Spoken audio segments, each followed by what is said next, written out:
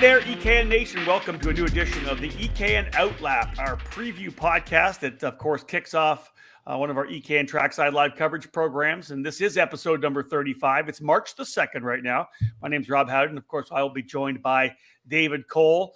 The focus today, of course, the opening round, a highly anticipated United States Pro Kart Series for the 2022 season. Wait till you hear the numbers. This is going to be a massive event down in Orlando. And again, for those of you who may be new to the OutLap podcasts, our preview podcast to get things underway, we're going to dive in to all the categories. We'll look at the numbers. Once we get to the middle of the season, we'll kind of look at point standings as well, any special stories that may surround the event. The special story, of course, here is just the fact it is going to be massive as the USPKS program continues its upward trend of support and numbers. This edition of the OutLap podcast is presented by Comet Kart Sales. History, success, family. These are three words that describe Comet Kart Sales, one of the longest tenured karting businesses in the United States. The family-owned operation is located just outside of Indianapolis and has provided karts, parts, and services for thousands of racers in the near 6 decades of business. Their online store features everything you need, and they are continually adding new parts to their product line. Make sure to head to cometkartsales.com or call them at 317-462-3413 to be part of the Comet Kart Sales family today. All right, David Cole, out of the frying pan into the fire. You were West Coast at Phoenix for the Challenge of the Americas last week. You're home for one of my traditional stop and goes. Fly home on Monday, Tuesday, Wednesday, do laundry, eat some food, clean the house, and back on the road on Thursday. You're heading out here. It's Wednesday right now. You're heading out tomorrow for the Southern Grand Prix, David, the opening round of this year's USPKS. Yeah, don't forget the kid activities and laundry for the kids. Laundry for the rest. I don't know what that's about. Exactly. Yeah, add on a couple factors for me. But yeah, excited. Back-to-back weekends. Nothing better than being trackside for a karting event. And excited to kick off what is going to be the 10th season of United States Pro Kart Series as we head down to Orlando Kart Center in Orlando, Florida for the Southern Grand Prix. So a lot of firsts. Never been to Orlando Kart Center. First time the series is going to be in Orlando. So a lot of firsts going into this weekend. Yeah, a lot of the times earlier, they were, of course, at the Ocala Grand Prix facility, which we know has now been bulldozed, long gone. So it is headed into the history books. But Orlando Kart Center still strong. David had mentioned and actually our debrief podcast of the challenge that is very close to the airport in Orlando. And again, this event, the Southern Grand Prix, the opening round of the USPKS, March 4th, 5th, and 6th, essentially the 3rd as well, as drivers I'm sure will be on track tomorrow. This is the opening 2 rounds of what will be an 8-round program, 4 events all told throughout the season. They'll count the best 7 results. So you will be able to drop 1 race, but not a full weekend. And as David mentioned, 10th season of the program, just part of the stability nationally and regionally that we have in the sport right now. David, let's have a look at the weather forecast. I was in Florida for the IndyCar and Road to Indy weekends. Gorgeous, high 70s, low 80s. Looks like you're pretty much lined up for the same thing. Yeah, going to be a possible chance of getting closer to the 90s as the weekend goes along. So should be a warm one all weekend. I did not see any forecast for any precipitation, so that's a good thing. But again, it's Florida, so you never know what's going to happen. But being, I think, in the central part of Florida, it certainly helps. It's not the Miami area that we were at the last 2 months for the SCUSA Winter Series program, where rain just popped up sporadically. So I think overall it should be a good weekend weather-wise, and hopefully we have the same type of weather that you had in St. Pete. Yeah, the Orlando Kart Center built just about 12 or 13 years ago, back in 2009, as David had mentioned, the first visit for the USPKS. They'll be running in the clockwise direction. It's an 0.8 of a mile racetrack. And David, the last time a major event was there, the largest really major event was really over 10 years ago when the Florida Winter Tour was there with 280 entries. After the break, we'll jump into the by the numbers and let people realize how many racers are actually lined up here. But all in all, this should be a pretty exciting trip to this racetrack. The big storyline, of course, going in, David, and I'll let you expand on it, was could this facility, which isn't massive, could it even house a race like the USPKS? Yeah, that's the question, and that is still the kind of the question going in. We're not exactly physically there, but I've a never been lot of there the either. Yeah. you've never been there either. So a lot of the teams spent all last weekend there testing and getting ready for this weekend. So a lot of teams are already in place. They're getting in place today or yesterday. And as you said, with the event schedule, tomorrow is actually an optional practice, not an official practice, but probably 98% of the Yeah. drivers are going to be there tomorrow, getting in that sessions between 12 noon and 6 p.m. So that's going to be the first thing, obviously, where everybody's parked in terms of their trailers and tents and et cetera. Where's everybody going to park their cars to get to the racetrack? So all that's going to be kind of the first thing that we're kind of going to review when we get there, obviously Thursday evening after I fly in to Orlando. So that'll be one of the first things we talk about. And again, all the other amenities that go into a facility, it's all going to be brand new for me when we get there. Yeah, that's the one thing, right, David? Every time we go places nowadays, we've been there 10, 11, 5, 6, whatever. We've been to a track 15, before. 15. Like Phoenix, we've been there like almost every year. Yeah, 100%. Yeah, the funny thing, I'd say that I went back and somebody was asking me how many times I've gone to Las Vegas for a race, and I think it's like 35 times I've had to have been in Vegas for a karting event with other events around the city. But you're going to roll in there. You're going to kind of get a feel for things. It's always tough when you go to a first track to kind of figure out how it's all going to play out. That said, 12 to 6 o'clock optional practice tomorrow. Give us a lineup of the rest of the weekend. How's it looking? Yeah, that's one of the new changes for the 2022 season of the United States Pro Kart Series. With the added numbers that they were expecting and which they are going to get, they revised the schedules for Friday, Saturday, and Sunday. So obviously majority, if not all, are going to be at the Thursday optional practice. They're going to limit practice now, official practice, to just 3 rounds on Friday. And then they'll go into a lunch break, have their drivers meeting, and then they're going to offer Saturday qualifying and then follow that up with Sunday qualifying. So qualifying now going to be contested for the 2 different rounds on Friday afternoon. So that's going to be something new and unique with the United States Pro Kart Series this year. Yeah, most definitely something we have never seen before. I've never seen that in my 25 years in the sport. So yeah, the qualifying will all be done on Friday. Of course, that full run through the rotation takes up quite a bit of time every morning. So that will change things, David, as you said. And one of the key things, talk a little bit about, one of the deals that they did in the offseason was they set up it in registration, depending on which class got the 40 first, that opened up to the additional categories or the additional numbers up to potentially 80 or 88, whatever it may be. And then they're going to run the LCQs. So give us a little bit on that, on which categories ended up breaking out first, where we're going to have the LCQs, how the qualifying is going to go to work, and then wrap up with how the Saturday and Sunday schedules look like. Well, again, because of the numbers, they were going to open up certain categories up beyond a 40 driver mark. That's kind of been the surrounding issue regarding the format and the schedule, obviously. So at first, they said the first 3 categories that reached the 40 driver mark were going to be the only ones that opened up. Unfortunately, X30 Pro is at nearly the highest total. I think it was possibly. They're at not quite the highest, but 56 drivers in X30 Pro. So what they have done over the last week is decided to, and I don't know why they continued to take entries. So that's, again, something we'll have to talk to Tim Coyne and Mark Coates about when we get Trackside as well. So now there's going to be 4 actual categories that will run LCQ format. So essentially, round 1 begins, obviously, with Saturday qualifying on Friday.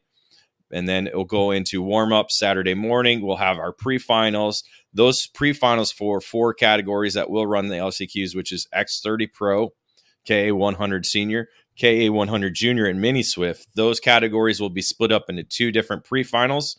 We'll take the top 18 drivers from each pre-final, which will form a 36 drivers directly transfer into the main event. And then they'll run LCQs for those 4 categories, taking the top 4 finishers into the main event to start 40. So that essentially is the format. Again, a little bit different from what they announced early in the year. They were only going to do 3 categories with the LCQ format. They've expanded that to now 4 with the large attendance in X30 Pro, which was not one of the 3 categories that sold the first 40 entries that were offered. So KA100 Senior, KA100 Junior, Mini Swift, NX30 Pro, all the LCQ classes that have expanded. What Saturday and Sunday warm up, pre-finals, LCQs, and finals? Correct. So yeah, as I said, warm up Saturday for round 1, pre-finals, LCQs, and then finals. Wow. And then we'll repeat that again on Sunday for round 2 with warm up, pre-finals, LCQ, and finals. So we are underway with this edition, episode 35 of our OutLap preview podcast. Of course, taking a look at this coming weekend's United States Pro Kart Series opener, a massive event, the Southern Grand Prix, March the 4th, 5th, and the 6th down at Orlando Kart Center. We get back after this break. We'll dive into the numbers, folks. You're going to want to hear this because this is stacked top to bottom. In karting, it's important to be supported by the right people. With over 40 years of experience in the sport, Trinity Karting Group has everything you need to make your program successful. We do it all, and we do it right. Trackside support and arrive and drive programs at many of karting's biggest East Coast events, full product sales and service, and professional coaching from our experienced staff. Trinity Karting Group is a full-service operation based at the Motorsports Country Club of Cincinnati, which gives us access to our custom-designed driver training facility.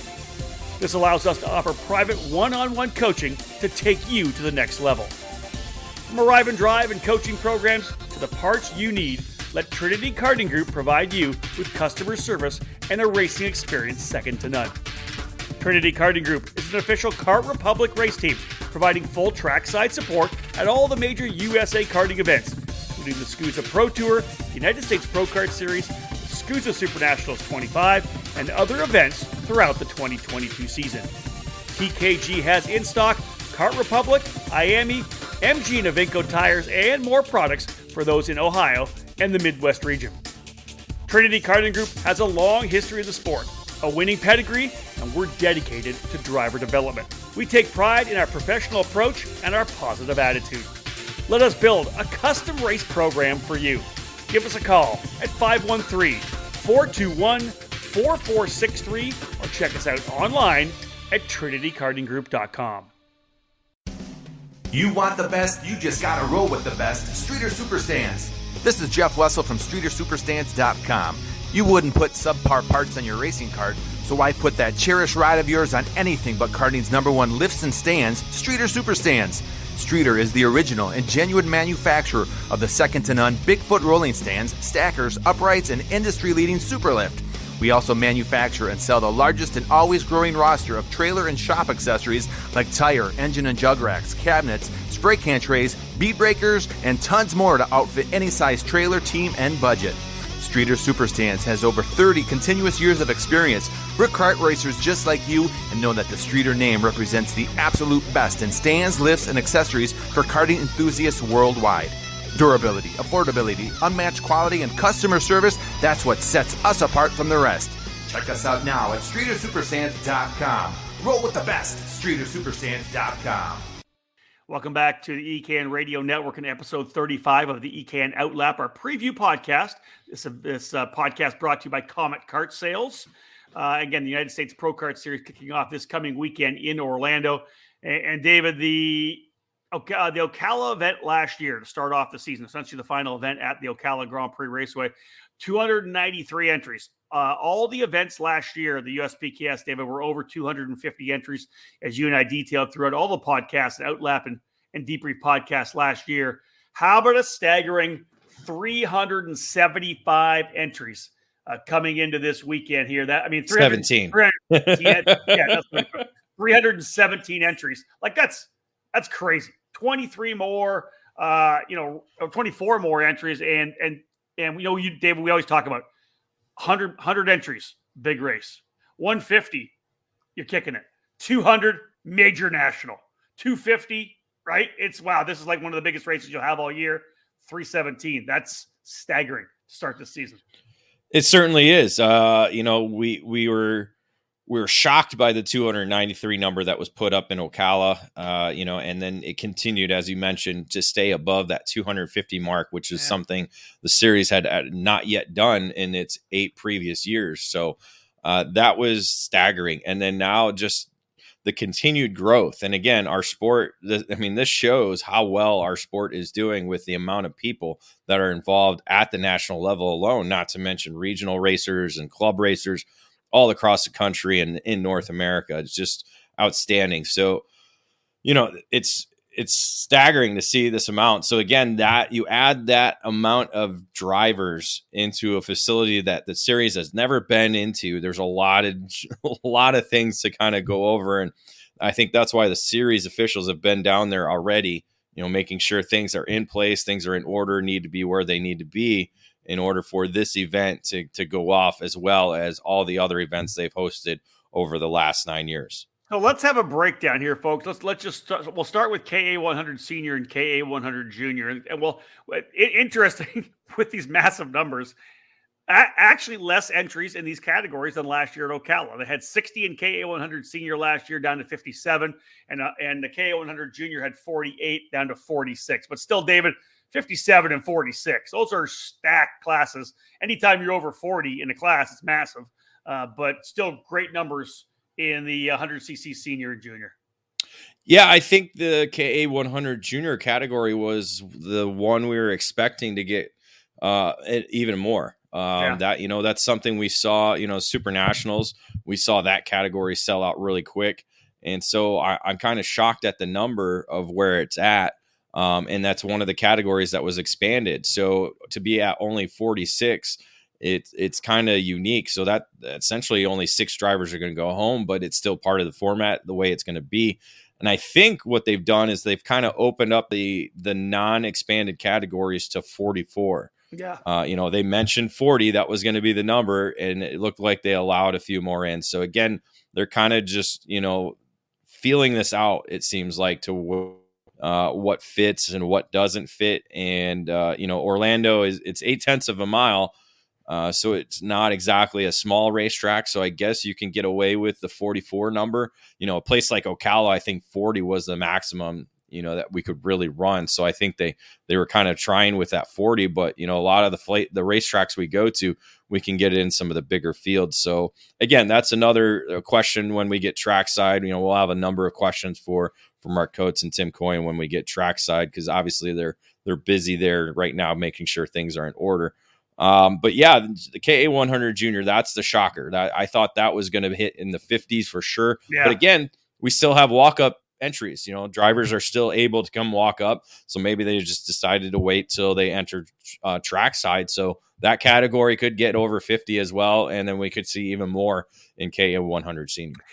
Speaking of the administration side of things, I can understand, like they say they're going to lock it down at 40, but you should go to 44, right?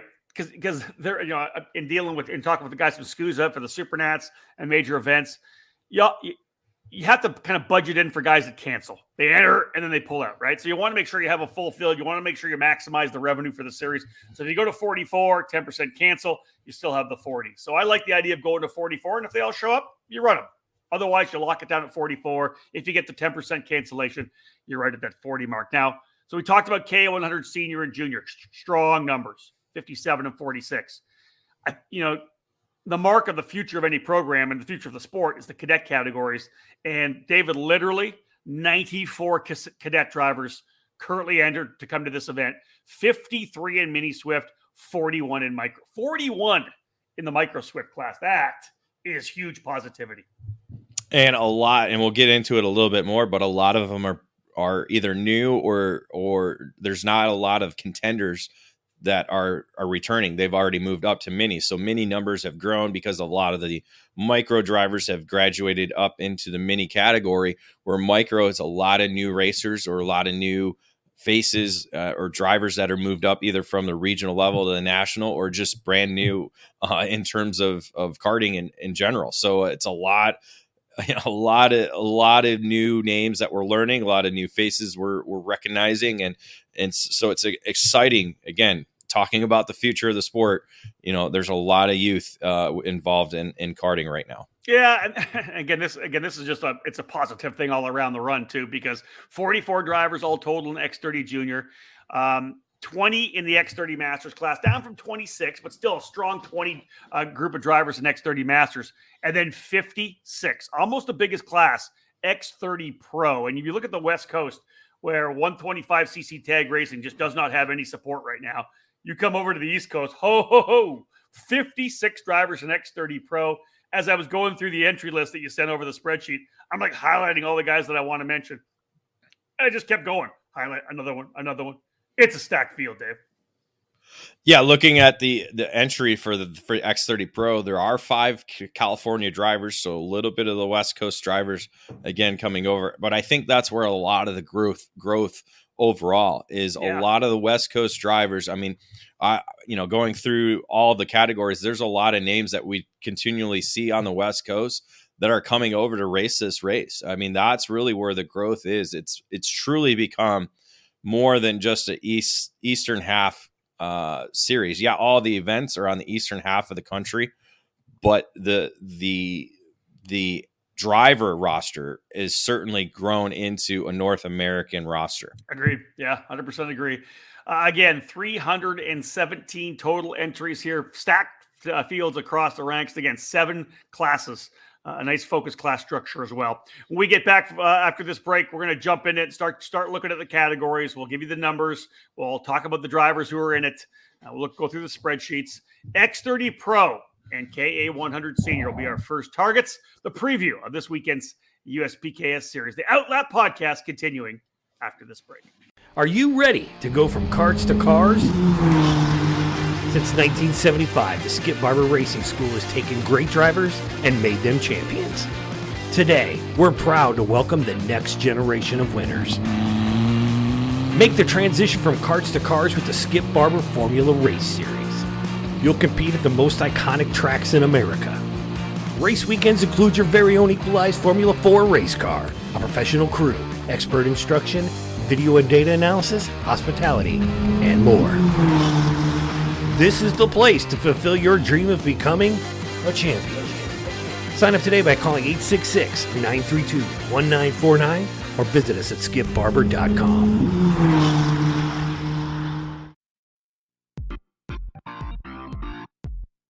It all started in 1994 when former successful kart driver Albino Parolin decided to move his passion for karting from the track to his small workshop.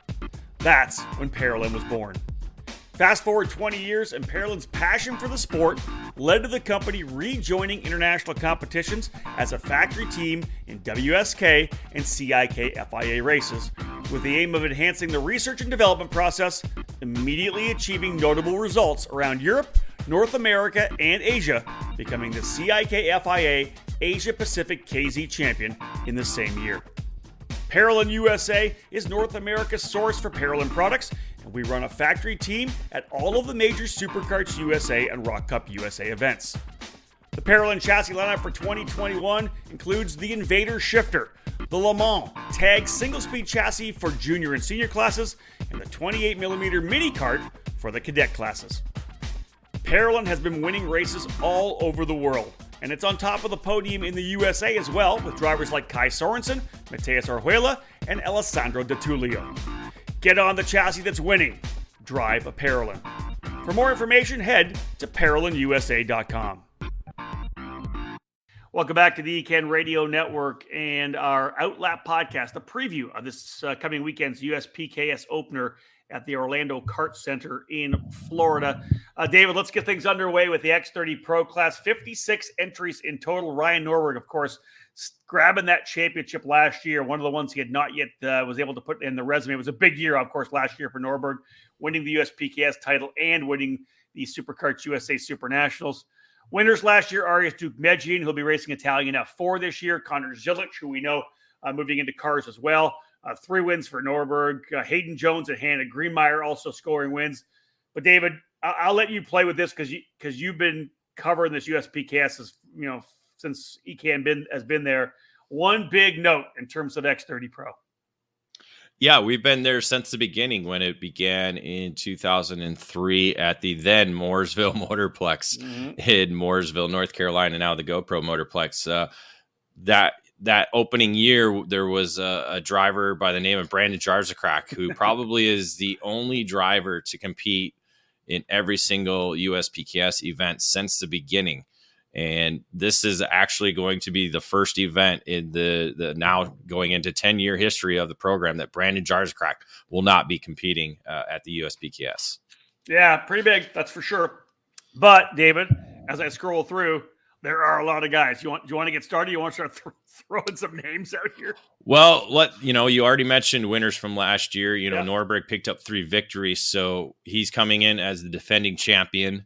He's got a victory in his opening weekend at the SCUSA Winter Series, so he's going to be there, and he's got former winner Hayden Jones right there in the RPG tent. Obviously, Greenemeyer not racing. We talked to her last weekend at the Challenge in America. She said she's going to take a little bit of time off to kind of regroup and reset, so she's not going to be there and competing at the USPKS program. But a number of other different drivers that are going to be in the Rollison Performance Group tent that should be among the contenders, including Nate Cicero, Wes Duchak. He's kind of stepping up the pace there under that tent as well, along with Paul Bukos and Nolan Allison, who we saw in K100 Senior, moving up into the X30 Pro division for 2022. One of the things I thought was interesting too, when I kind of looked through here at some of the names, were a couple of guys that we've seen really kind of be headliners at the SCUSA Supernats in the shifter kart category. Obviously, first and foremost, the number 1 ranked shifter kart driver in the country, AJ Myers with Magic Kart USA, David, on the docket. And as we know, that Marian Kremers will be the factory driver for PSL karting this year in single speed racing. So we'll see him in the X30 Pro category as well, which I thought was pretty cool to see him in there too. Yeah, one of the quicker drivers at the SCUSA Winter Series wasn't able to quite get a victory either of the rounds, but was there in contention all weekend long. So we know he's going to be among the drivers that people are going to be watching and kind of seeing what's going on. And then Myers ran KA100 Senior last year at the USPKS program, so he's making the move over to X30 Pro. So that'll be an interesting story to kind of follow and see what happens there. But again, some very other notable names: Thomas Naveau underneath the Trinity Karting Group tent aboard the Kart Republic. That's going to be a name to watch as well. But I think a lot of the Florida drivers, the drivers who have a lot of time at Orlando facility, are going to have a little bit of a heads up on the rest of the field this weekend. Yeah, I start with a couple of guys. Let's have 2 guys that actually have found some success and have won already at the start of the season here. Alessandro DiTullio was a winner at the SCUSA Winter Series with Parallel USA. And David, you just came from what was a pretty impressive run for Oliver Hodgson, the British driver now is in Arizona with J3 competition and comp kart, coming off a couple of wins in the 100cc senior race this past weekend. So he's rolling in with a head of steam as well. And I think he'll be a guy to watch. Yeah, he's very, again, we mentioned that in the debrief. He's a 2013 Rotax Grand Finals winner at NOLA Motorsports Park. He's also got an Miami International Final victory as well, too. So this guy knows how to race single speed competition. And again, coming off the 2 wins in Phoenix, which is now his kind of unofficial home track, certainly helps. So we'll see if he's able to pick up and get up to speed without a test weekend in Orlando. So you look at your Florida drivers, as you have mentioned, and we've seen them win in Florida in the winter programs. Aaron Benoit being one of them. Jeremy Fletcher, of course, 2-time SCUSA Junior winner last year at the Super Nationals. Here's a guy that knows a lot of the Florida racetracks and has been very impressive out of the gate as a rookie. Zach Hollingshead, I think you throw his name in there as well among the Florida drivers. And you know what? One that I liked seeing, David, was Victor Franzoni. It's coming out to run as well. Victor works with the guys from Orsalon and from PK Sports, and he's actually going to be racing this weekend, which I think is cool. Yeah, he was on wrenches, I think, all SCUSA Winter Series. Yeah. I'm not quite sure who he was working with, but I did see him in the paddock. But yeah, Fletcher's really the name I'm looking at. Again, a 2-time series champion last year, X30 Junior and KA100 Junior. Knows this Orlando racetrack like the back of his hand. I think he's going to come out and be, again, one of those drivers that people are gauging themselves off of all weekend long. Yeah, let me throw some other names out. You mentioned Hayden Jones, I think, already. We talked about the fact that he was a winner last year. Anytime you have a pro race like this and Paulie Massimino's in the field, you're throwing him in there for sure.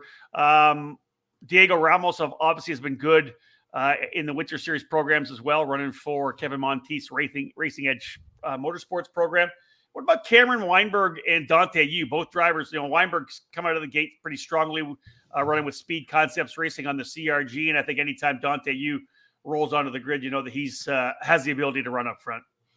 Yeah, Ramos is a good name to pick out. Obviously picked up a victory at the SCUSA Winter Series, been right there in the Florida Winter Tour.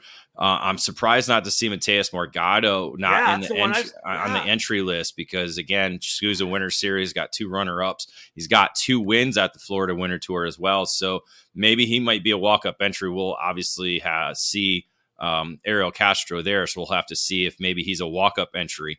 Cameron Weinberg did very well at the Rotax Winter Trophy that was at Orlando Kart Center. Mm-hmm. So he's got some time on that new CRG KT5 and was certainly quick at the SCUSA Winter Series as well in the second weekend. So 2 wins at Orlando, I think, in the Rotax program. So he knows the racetrack.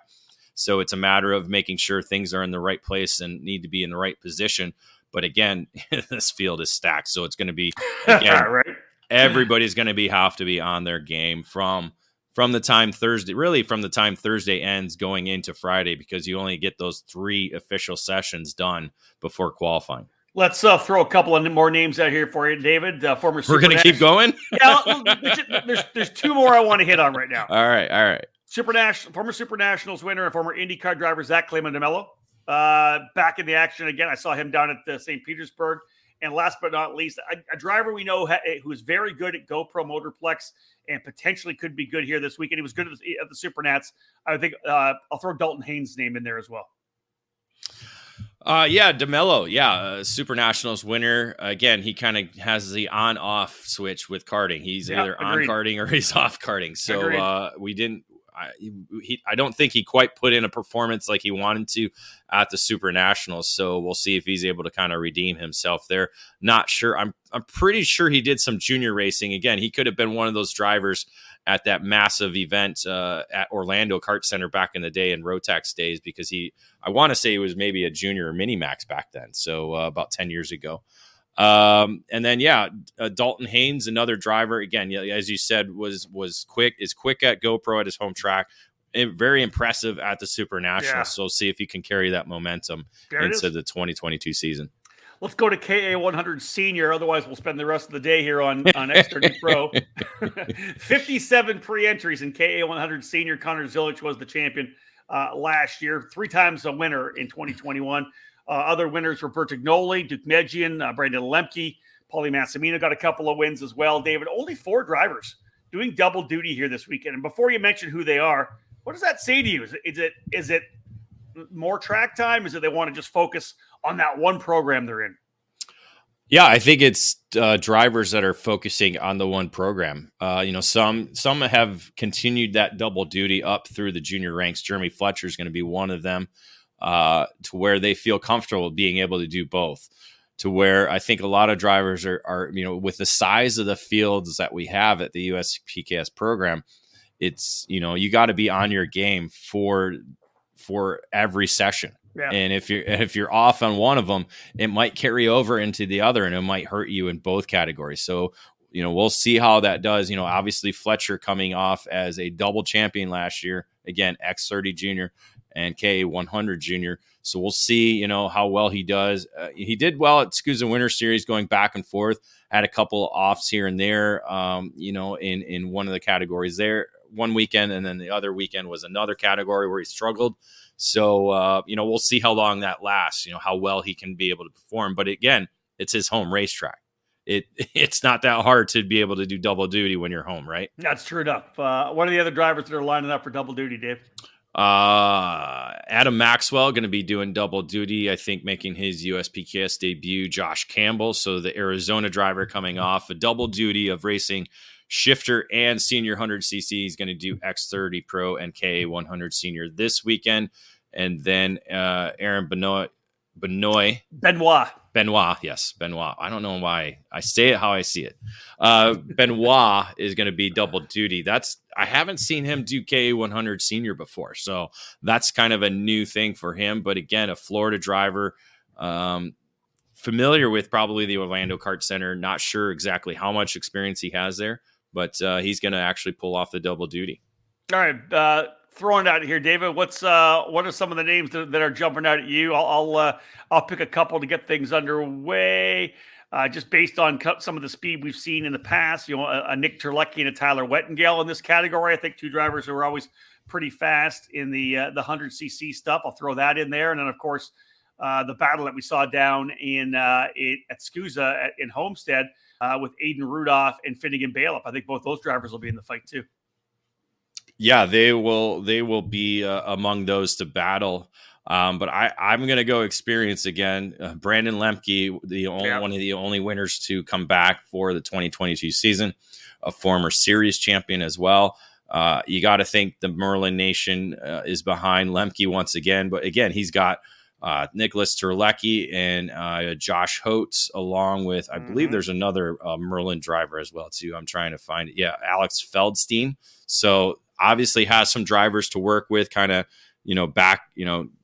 be able to go back and forth on tuning and et cetera. But the experience in 100cc racing, I think, outweighs anything else. And Lemke certainly has that among all of the other competitors. Yeah, one of the interesting things, David, is the fact that there are no shifter kart categories right here at the USPKS. It's straight single speed, and that's why it's drawing some of these big dogs in. We talked about the fact that Marian Kremers is running single speed stuff for PSL Karting. AJ Myers running here this year as well in the category like he did last year. But Jake French, who, of course, number 2 ranked driver in the country in shifter kart racing, running for PSL Karting, going to jump back into the 100cc air-cooled again. He's been doing a bunch of this racing as well, so he'll be there with PSL Karting. So what do you think about French? You've watched him run some of this stuff. What do you expect French is going to be able to do? Well, yeah, he was a top 10 competitor all last year at the USPKS. I think he skipped I want to say he skipped GoPro. So he did the first 3 events and then didn't do GoPro to kind of prepare for the upcoming Vegas events that were up ahead of that. But yeah, that'll be good. It'll be interesting to see how French and Rudolph work together. They'll be under the tent racing the same category. So obviously French has familiarity with it. Rudolph has 2 weekends of experience and podium finishes as well already. So he already kind of has a baseline setup going forward. So we'll see how those two, if they're able to work together and keep themselves up at the front. A couple other drivers to watch. I think John Burke, obviously very impressive since moving up into the senior category with Super Tune. Gia Cicero had a really good winter series, David, for Rawls and Performance Group. And if she's able to continue that kind of momentum, we could see her being a driver in the top 10, top 15 as well. Yeah, ended up pretty well with 2 top 5 finishes. Again, one of the fastest drivers there on the weekend.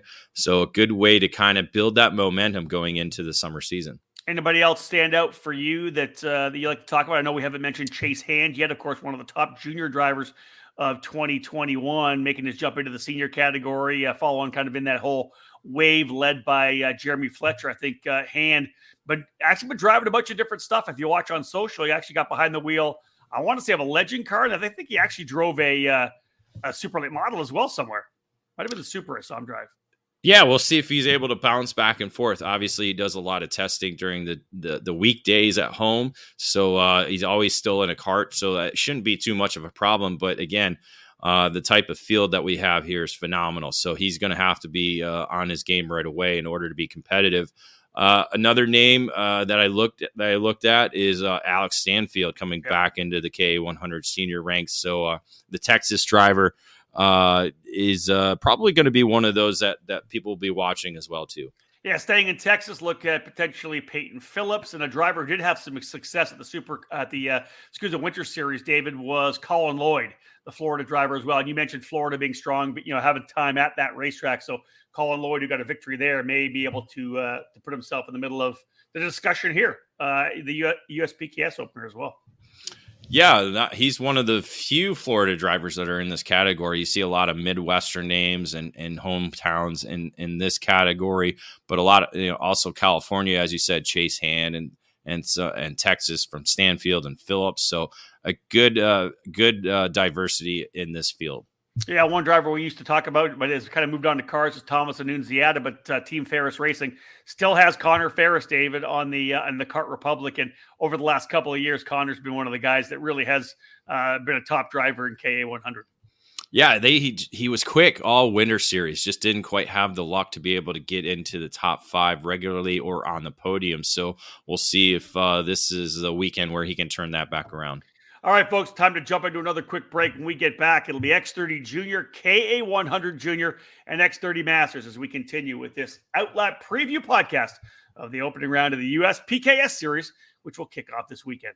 CRG is one of the most iconic brands in karting, and we're primed and ready for the 2022 season with new material and a never-ending focus on winning.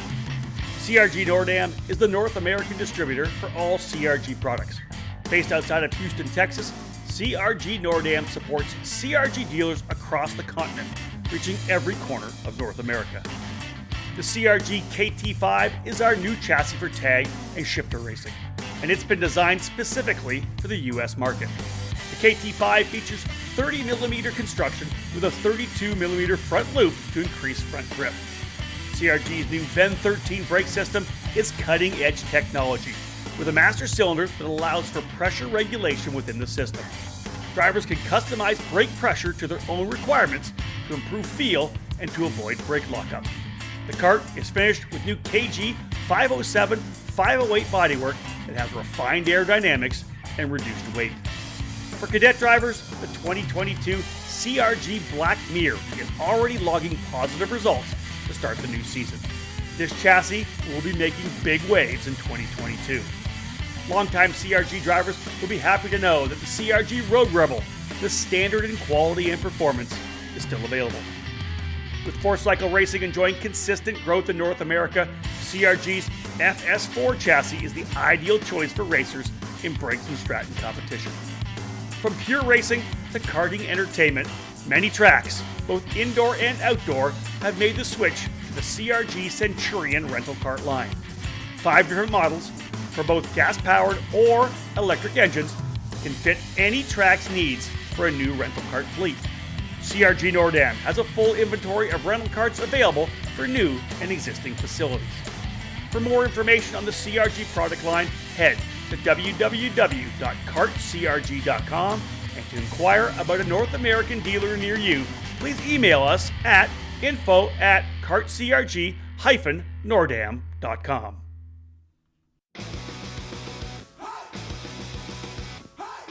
Acceleration Kart Racing is your first and only stop on the internet for karts, parts, and the safety gear you need to get you on the track. Visit shopakr.com for a great selection of karting equipment on a user-friendly website. Acceleration Kart Racing has aligned itself with many of the top manufacturers and distributors in the sport to ensure all the latest equipment is available to you, the racer. With over 20 years in business and customer support available 6 days a week, you can be confident about getting the right parts at the right price when you need them. Be sure to visit shopakr.com today or stop by their headquarters in Las Vegas. Make sure to follow Acceleration Kart Racing on Facebook, Twitter, and Instagram for the latest specials and new arrivals.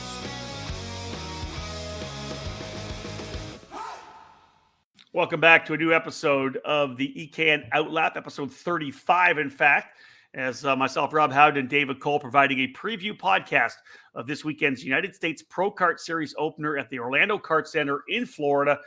Massive entry list, 317 drivers on the spreadsheet right now. David, let's go into X30 Junior. We'd already talked about X30 Pro, 50-something drivers, really impressive. 44 pre-entries for X30 Junior. This is going to be a stacked field. Of course, last year's champion, Jeremy Fletcher, capping off his junior career with a couple of wins at the Supernats. He's moved on to senior. He was a 2-time winner last year. Paul Bocuse, Aiden Ingrata got wins. Carson Morgan, a couple of wins last year. He is not on the entry list at all this weekend, even in the senior category. And, of course, maybe one of the drivers to watch. 2-time winner last year late in the season, having joined Rawlison Performance Group. Caleb Gaffera, I think, is going to be a driver to watch for sure. Yeah, you add in Ingrata there; those two drivers sticking in the junior category for 2022. So certainly they're among the leaders going into the weekend as some early favorites when you look at the 44 driver field that we do have going. So yeah, Gafera picking up 2 wins last year, Ingrata just 1. As we saw at the SCUSA Winter Series, Gafera added to the trophy case with 4 wins in that final weekend, both in X30 Junior and KA100 Junior. So momentum on his side. Had a little bit of a rib issue, though, at the Florida Winter Tour St. Pete weekend. That surface they had there was a little bit bumpy. Caught out a few drivers aside from just him to be able to watch from the sidelines. So we'll see if he's able to kind of regroup and keep that momentum going. Yeah, exactly. Just bounce back to where you were, David, last weekend at the Challenge of the Americas. A couple drivers who showed really well there will be coming this weekend. You mentioned guys coming over from California, Arizona, what it may be. Here's a couple of drivers that you talked about and covered last weekend, Christian Cameron and Cooper O'Clair. Both those drivers coming to the USPKS off of pretty strong weekends in Phoenix. Yeah, they were actually racing the junior 100cc category, and Cameron will actually be racing both X30 Junior and KA100 Junior. So we'll talk a little bit more about the double duty drivers. But Cameron picked up a victory on Sunday in Phoenix. So that's his first victory of the 2022 season. O'Clair was right there battling it against him for the victory. So yeah, they got a couple podium finishes on the weekend. So they'll move that over into Florida this weekend. It seems like for the last, 3 or 4 years, five years, every time we've talked about Caleb Gafera, we've had to talk about Max Garcia at the same time, as they've really been kind of rivals all the way up through the micro categories. Garcia running on the Will Power Kart with MPG Motorsports. You throw a Sebastian Weldon in there as well for a couple of Florida drivers who most definitely have some time on the racetrack there, David, in Orlando. And then last but not least, a couple of Florida drivers I'm just throwing out here right now, Stephen Miller as well.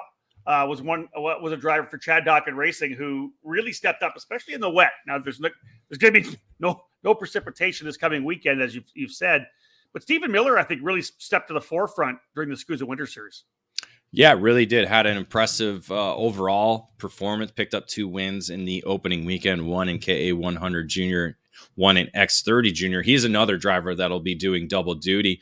Garcia is actually going to be pulling double duty. And we can talk a little bit more about that now. I've not seen him ever do a KA100 Junior race, but he's scheduled to do both X30 Junior and KA100 Junior. So maybe he's hoping that extra track time will kind of help him out in both categories. But he's been really doing well in the X30 Junior division last year. It was his rookie season. Had a lot of good performances, picked up a couple of vice championships along the way, and I would expect him to be one of the front runners all weekend.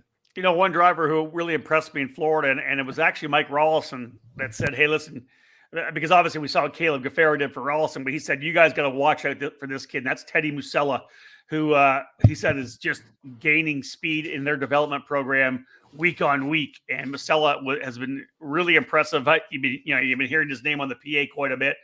Another driver out of Orlando, Florida as well, David. So really a home race for Teddy Musella.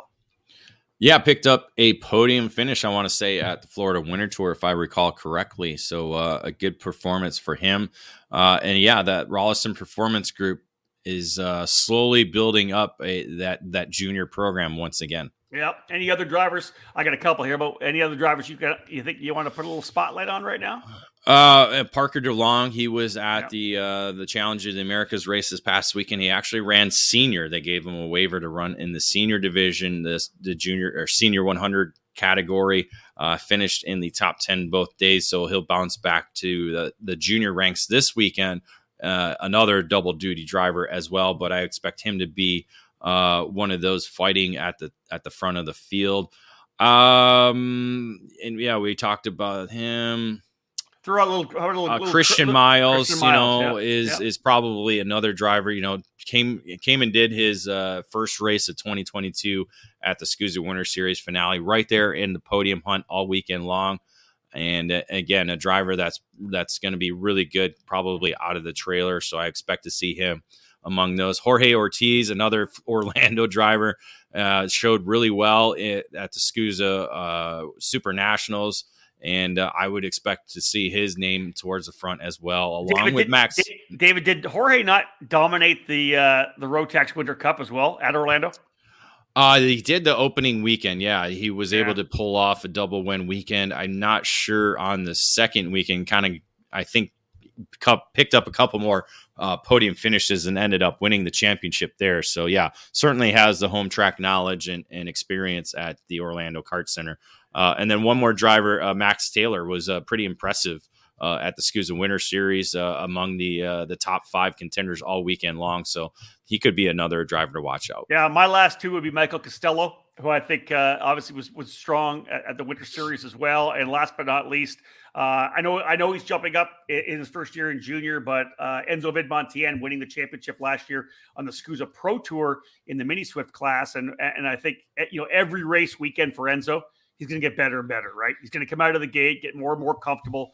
Did a bunch of racing to start the season off already. So I think Enzo will be a guy that I just want to, throw a little bit of the target on there, the spotlight, because he's probably going to be pretty strong before the end of the season. Yeah, Diego Ardila is another driver moving up from the mini ranks in the junior ranks now. So we'll see if him and Enzo are able to do well. And what was the last one you? I was going to throw. Well, I had said Enzo Vidmontien. Who was the one before that? Sorry, I'm who did I do before that? What do you? Michael Costello. Costello, yes. I'm looking for a little bit more consistency out of him. Certainly shows he's fast. He's just got to get that consistency and be able to kind of handle that racecraft up front. Yeah, very similar. Let's have a look now at the KA100 junior category. Jeremy Fletcher, of course, winning that championship last year, won both those titles. 46 entries in the category. Fletcher won a couple of races, as did Carson Morgan last year.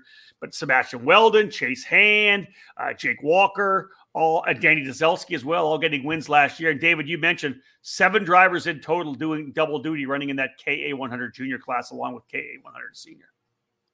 Yeah, we mentioned Gaffer, Garcia, DeLong, Christian Cameron, Stephen Miller. Max Taylor is also going to be doing double duty, so I did not mention that. And then the other driver is Oliver Piatek, probably. Piatek, yep. I don't know how to say that. We'll work on that one.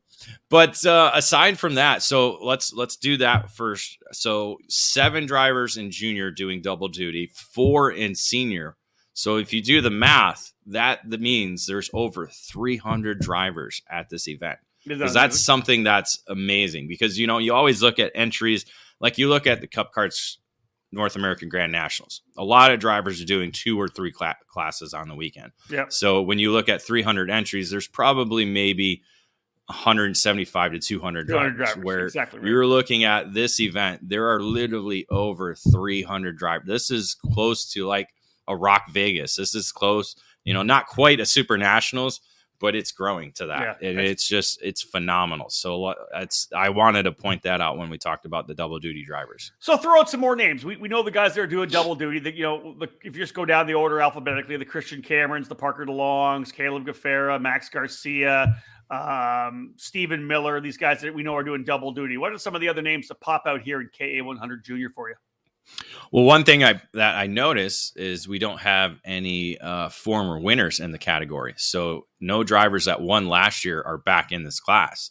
That's not to say we don't have junior winners, as you just mentioned, some of those that have won before in the junior ranks. So interesting. We could see a number of drivers picking up their first, if not their first series victory, could be their first win in this category on the weekend. Some names that kind of stand out, to begin with, well, we kind of mentioned all the ones that are double duty. Oscar Iliff making the move up. Yep. I think this is one of those categories where we see a lot of drivers coming up from the mini ranks. Agreed. Yeah. Into junior ranks. So he's a graduate along with John Antonino. He's a graduate as well. Some drivers that got some experience and some victories under the belt. Elio Meza. Two wins already in 2022 with the Florida Winter Tour program. So he's going to be among those that drivers are going to be chasing. There was I just saw another name and I can't remember. If you're staying with Texas, I think Reagan Seville looked good at the start of the season off. Another graduate. Yeah, Graham Trammell with Rawlson Performance Group, another Texan as well.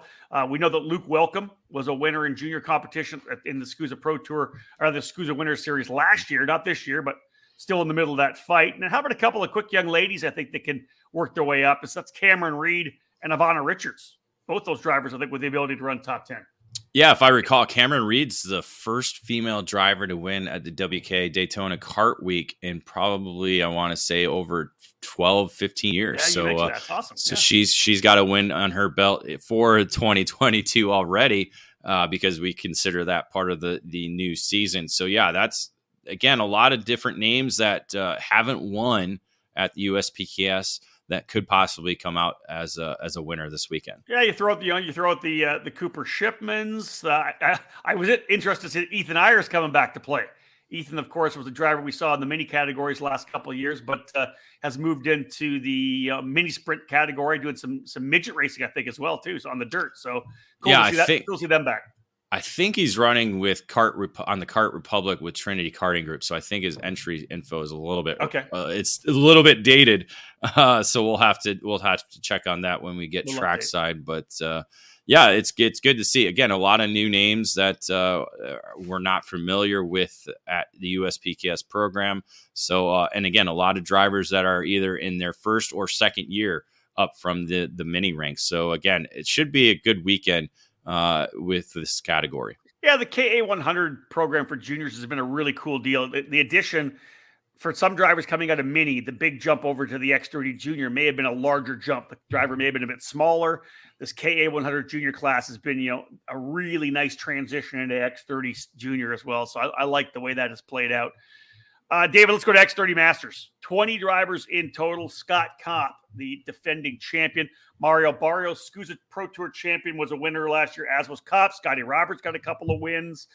Three in total. Renato Jader David, again, one of the top Masters drivers in the world with 2 victories. And perennial Texas Masters frontrunner Miguel Mir with a win as well. I like your note here, though. The top 9 from 2021 returning to action. How does that fire things up, right? Top 9 coming back. Yeah, that's something very similar to what we have last year. Again, the same drivers continue to be up front, and the same drivers continue to return the following year, including 2-time defending champion Scott Kopp. Yeah. Last year finishing in a tie with Mario Barrios for the championship and then winning on the tiebreaker. Certainly was a dramatic finish to the 2021 season in that category. So again, a new track for the series. So it's, who knows this racetrack the best. I would have to think the Florida drivers are kind of gonna step up. So Scott Roberts, who picked up 3 wins last year, I would expect him to see among the front runners. You got to expect Barrios had a lot of testing with RPG last weekend, so he's gotten a little bit more comfortable. I do know that Scott Kopp was down in Orlando doing some testing. I believe the weekend after the SCUSA Winter Series was in Miami, so he's got some time there. So we'll see if that helps him get off the trailer quick and among those that are going to be in contention to begin with early on. Danny Robertson was home track was Ocala. Unfortunately, that's gone now. So we'll see if he's able to kind of move that over into Orlando because he's always did really well at the Ocala Grand Prix. So I hope to see him towards the front this weekend. But a number of other contenders that are going to be competing this weekend. Yeah, over the last couple of years, Miguel Mir was running with the Crosslink competition team. They shut down their karting operation in the off season. So Miguel Mir moving over to Speed Concepts Racing. So definitely a lateral move. We all know how good the speeds are. So Mir will be with Speed Concepts.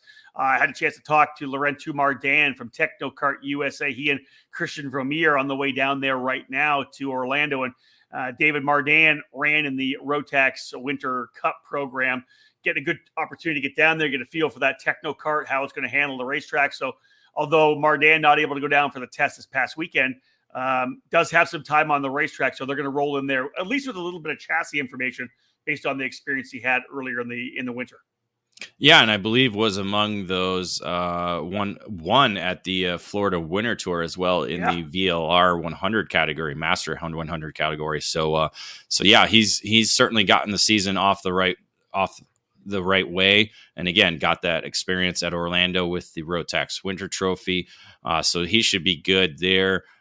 Miguel Mir, a win last year, that was a big victory for him. So I expect him to be, he's coming off an injury, I believe, at the, was it the Rock Vegas weekend or was it the Supernats? That's right. No, it was the first round of the Rock Cup Florida Winter Tour. Yes. Remember he got wrecked there and went over. So I remember. That's right. You're right. So he'll be looking to rebound from that, but I expect the passion to be there to try and get back on the top of the podium. 100%. Let me wrap up with 3 veteran drivers. Pistol Pete Vetter, who's been around for 20 plus, 30, probably 30 years as a top driver in the sport. Good to see him kind of rekindling the passion for it, running some national events here with Rawlson Performance Group. Pete just celebrating a birthday yesterday, so we'll say hello and a happy birthday from the EKN crew to Pistol Pete.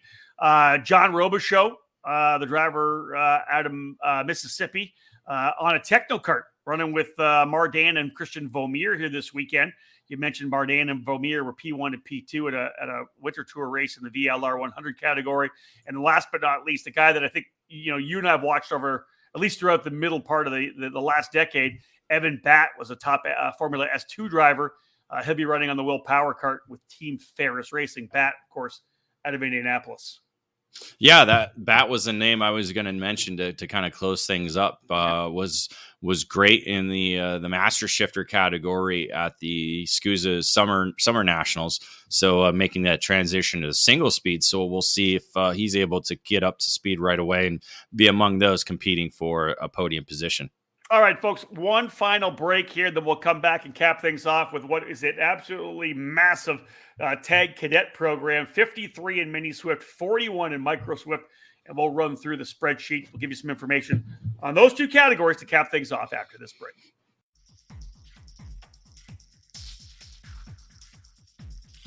We don't just drive trucks because they're dependable workhorses that let us tackle icy roads all winter and tow a boat on the summer weekends. We also drive trucks because they're fun. And the Cooper Discoverer Rugged Trek is a truck tire made with fun in mind. Like any Cooper tire, the Rugged Trek is designed to do everything you need it to do. It's got stone blockades to protect your tires off-road and whisper grooves for smooth, quiet street driving. But with its in-your-face design, like the dual sidewalls that let you choose between 2 aggressive looks, the Cooper Discoverer Rugged Trek is also a tire that shows off your truck's wild side. It's the tire that's off-road party on the outside and dependable all-purpose Cooper design on the inside. Learn more at coopertire.com. Go with the Coopers.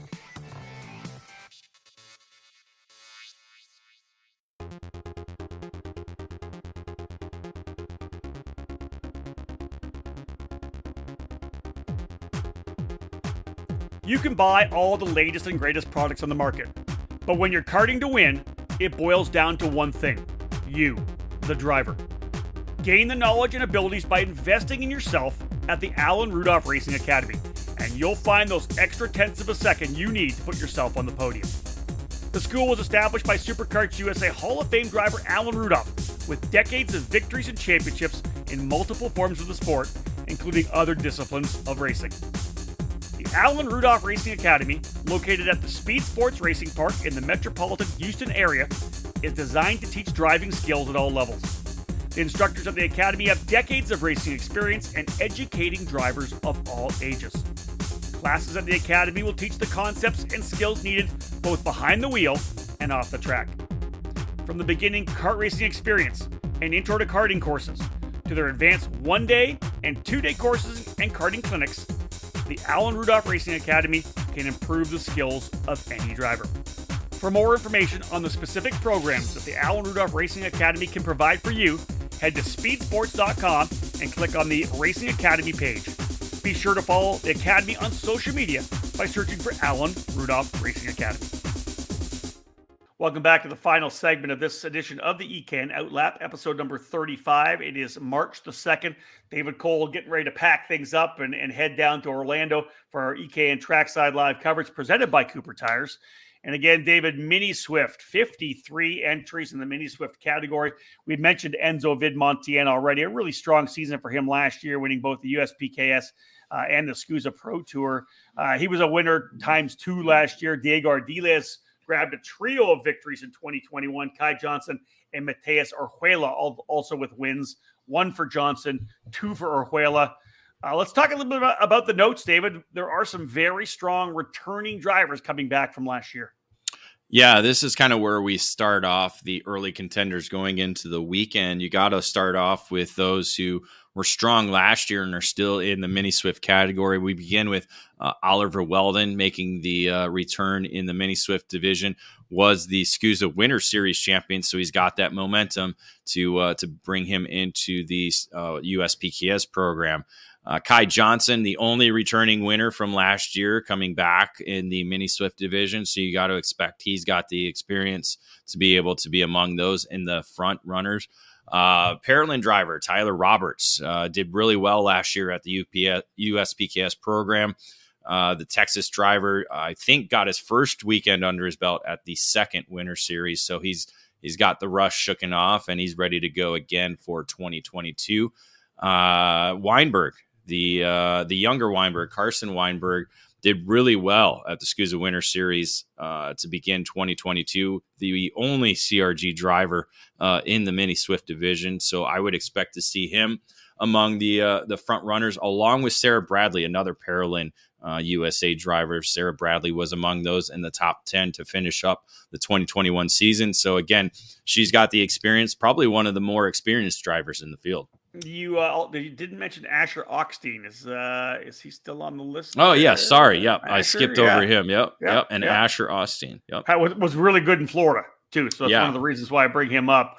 A micro graduate. Yeah, exactly that from last year. Yeah. Okay. So again, David, this is another one of the areas of the spreadsheet where I have a lot of yellow because I was just highlighting so many different drivers. And I think, you mentioned Weldon, you mentioned Weinberg. We talked about Oxteen. We talked about Sarah Bradley. I think one of the first ones you have to go to, let's be real, would be Keelan Harvick. Keelan, so strong last year. We'll talk about him winning the championship last year at USPKS and Micro, but he's running Mini now.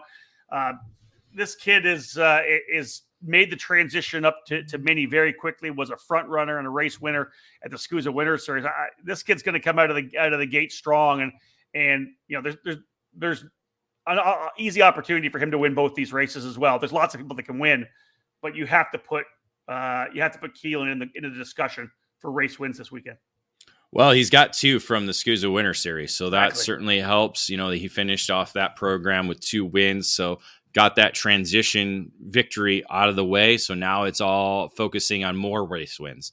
And, Orlando, probably a new racetrack for him. I'm sure he's been there before, but, he's going to be the driver that people will be watching. They're watching him all over social media, that's for sure, as we continue to watch our numbers grow with those videos and photos. But he is probably, and you add in those 1, 2, 3, 4, 5, 6 names that I already mentioned, he's the 7th. So those are probably the top 7 names going into the weekend. So let me add to that, because I'm thinking about, I always look at the guys I talk a lot about, right? So, when I'm watching it, I don't know how I call all these races. When I was younger, I used to be able to call the races, come home, and I would vividly remember every race back when I was doing the magazine, back in the late 90s, early 2000s. Vividly remember it. I'm old, dude, 100% old. The memory hard drive is full. I come back and you start talking about some of these races. I announced them and I cannot remember. Yep. I don't know. But a couple drivers I know that I talk about a lot that we did in Florida as well. Salvador Della Vecchia. I think, again, another Florida driver, right? It's going to have some seat time there. And then Gia Matteo Rosso. A couple, these are 2 drivers that know how to run up front. They like to run up front. And I think we'll be talking about them throughout the weekend as well. Well, Salvador actually won at the Rotax Winter Trophy program. So he's got track time there. So he's going to have that to carry over And Giammatteo Rousseau making that transition up from micro into mini, now aboard a Tony Kart with Super Tune USA. So a transition there. So we'll see how that works going into the weekend. But yeah, a number of other Florida drivers that are going to be in the mix, so they'll have home track advantage. Looking at some other graduates, obviously the Tovo brothers, they got their opening weekends in the mini category, but under their belts, both Ethan and Jackson. Hey, what about here's one for you, David. You just came from Phoenix. How about Gage Korn for Race Factory and Delta Sport? That was the next name. I just got to his part. And again, he's got a victory in Tucson. He's got a victory in Phoenix. So now they're heading east to kind of conquer with the Delta Sport Race Factory program. Race Liberante is excited about this program moving forward. So we'll see how Korn does going east. I don't think I've seen him on the East Coast for a race. Maybe possibly once last year. Oh, it was Road America last year that they came out. So he's familiar with the USPKS program. So we'll see how he does this weekend, going back-to-back weekends. Let me throw a couple more names out for you. Tristan Murphy for Nitro Kart has been dialing things in over the last couple of years. I think he'll be strong. And then a couple more drivers under the Burrell Art camp. Number 1, Max Christia, and number 2, Bobby Klein. I literally walked into the PSL camp when we were in Florida for the final rounds of the winter tour, and Bobby and his dad were there, and I looked at Bobby. He's grown like about feels like 10, 12 inches since we were last doing the Texas Pro Kart Challenge races in Florida. So he's obviously grown up quite a bit, even though he's still in the mini category. But both Bobby Klein and Max Christia for PSL karting have been in the hunt. They've been in the discussion to start the season here, the first couple of months. Yeah, Christia was flirting with the top 5 all throughout the SCUSA Winter Series. So yeah, I was really impressed with I think he's kind of jumped around to different karts, and I think maybe he's found a home with PSL and the Burrell Art program. So really doing well there. I was looking to see what Klein did at the SCUSA Winter Series. I'm not exactly I can't find his name on the points, but yeah, really impressed with the way Christia did down there those 2 weekends. David, you mentioned drivers coming from California, the West Coast, coming over here. So I'm just going to throw one more name out just so we can bash on his dad a little bit. What about Mateo Calderon? That was a name I was shocked to see, to be honest. I was really shocked because, again, I thought they were going to return and do the Challenge in the Americas, but it looks like they're moving east, or at least racing east. And it looks here he's joined Team Nitro Kart, so he's removing himself from the Aluminos. Obviously, Aluminos is a little bit more NorCal based, but moving over to Nitro Kart. So we'll see how that transition is. But Mateo could be, again, he was racing micro last year, so this is kind of his rookie season. So we'll see how well he's able to adapt. Again, going to a new racetrack, but really cool to see the father-son duo heading east. The funny thing, I'm going back when I said Bobby Klein for Burrell Art and PSL. It might have been Reagan Seville. It might have been Reagan. It might have been Reagan. But they were all part of the speed sports team when I was out doing the Texas stuff. So, anyways, yeah, I like the for a young driver like Mateo, I think it's cool that Carlos, let's take him outside the comfort zone, right? That's kind of cool to do sometimes, and it's always good to see Carlos trackside. Let's just cross our fingers that he doesn't ruin the weekend for his child. Well, he can't get his arm in the way, right? Oh, wow. You're going to go deep on that one. Yeah, I went. Well, I was just at Phoenix. Every time I go there, I remember that. He went deep on that too, in the back of the wheel. Ouch. We love Carlos, man. He's been a good friend of ours for many, many years. He was actually one of the people that helped us with one of our first few EKN live broadcasts. You remember that? Yeah. Oh, yeah. When we were doing live stream in Sonoma, he was there to, we were trying to do a camera too. And so he would help kind of produce and make sure things were connected and going. So, again, always have Carlos to thank for that. Yeah. Well, I'm up to buy him a beer anytime we're around. That's fine with me. 41 rather entries in the micro Swift category, and as I said, 94 cadets in total this weekend in Orlando, which is stunning. Keelan Harvick, as we know, last year's champion, moving on to the mini Swift category here in 2022. Isaac Malkit was a winner last year. Harvick got 4 wins. Augustus Toniolo with 3 wins.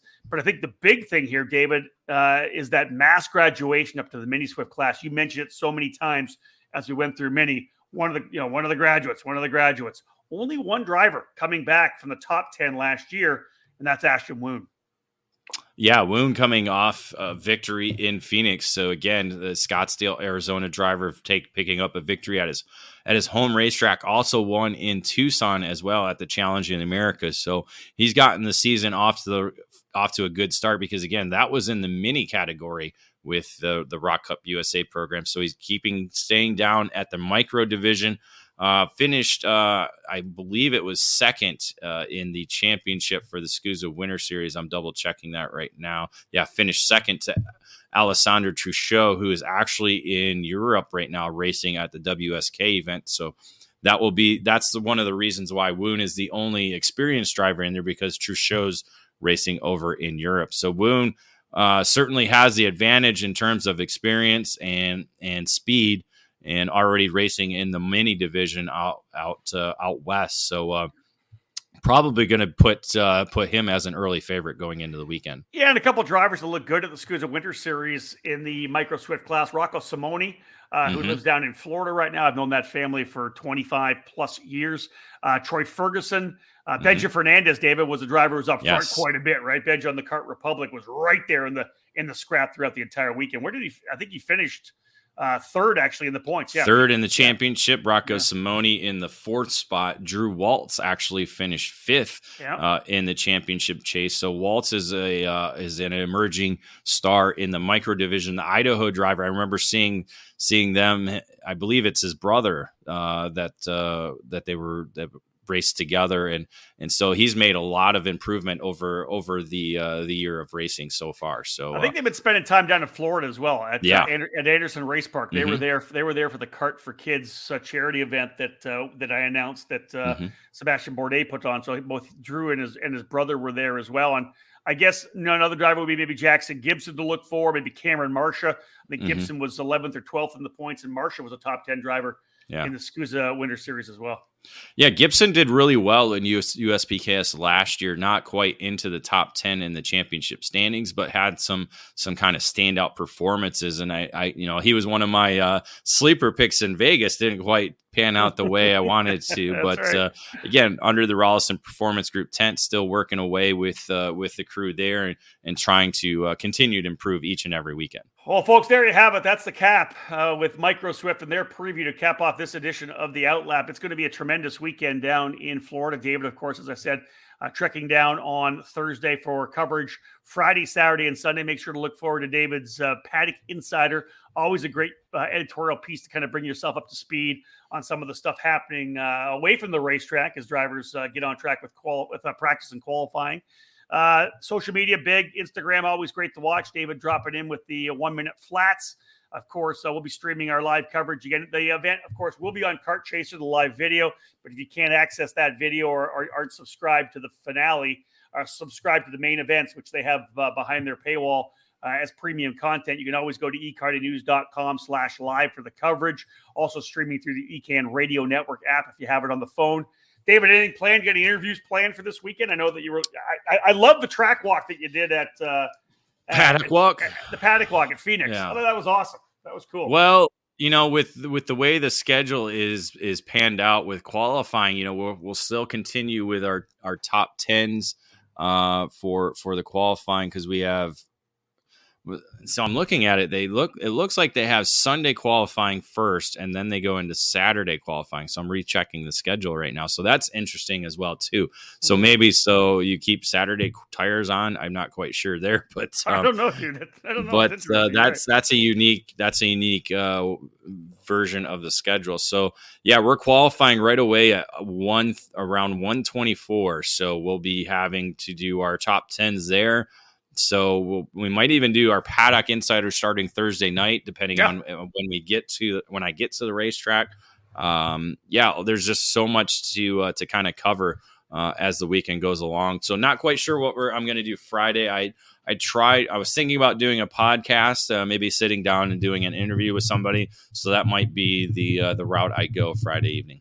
Well, it will be the biggest event of the 2022 season so far. 317 entries logged as everyone arriving at Orlando Kart Center. What a weekend it's going to be. The United States Pro Kart Series, the Southern Grand Prix, getting underway. If you want to make sure to follow us on all the social media, you can search on the hashtags, as we know. Hashtag EKN at USPKS and hashtag Southern GP is what David will be using throughout the weekend. Otherwise, David, any final thoughts before you wrap things up and get ready to head out to Florida?